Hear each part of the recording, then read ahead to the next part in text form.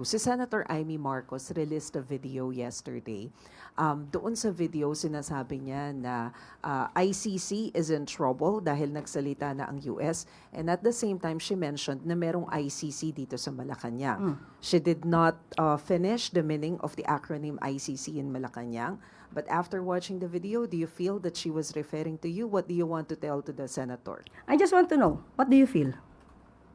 Kasi you're asking me that question, so it seems na ang ICC na binabanggit nila, you believe na ako yon. Tama? I just want to know. Yes. Correct, Yes. right? Okay. Ang ganitong salita, can you just say ano yung word na ginamit? I watched it, but I just want to hear it from you.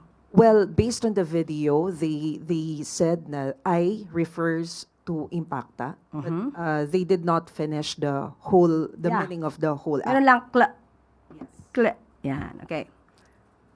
Yung ganong salita, hindi ko kasi siya sinasabi, hindi ko siya nababanggit. Kaya Maricel ko na pinabanggit.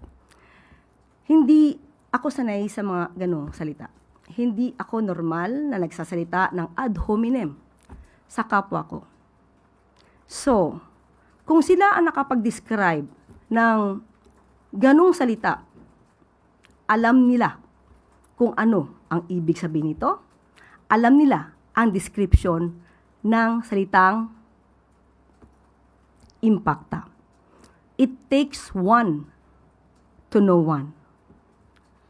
Kaya kung sila ay affected sa aking mga nababanggit dahil tayo kumakalaban sa fake news at iyan ang kanilang pananaw, isang Impacta ang kumalaban sa fake news? Sino ngayon ang naglalarawan ng totoong Impacta? Yung gumawa ng video? Yung kasama sa video? Yung nag-direct ng video?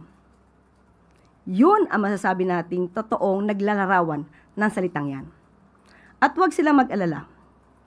Ang corona ay nasa kanila, na kay Senator Amy at sa mga grupo nila. At hindi natin kayang agawin ito mula sa kanila. Wala ako sa kalingkingan ni Senator Amy para sa ganyang klaseng description.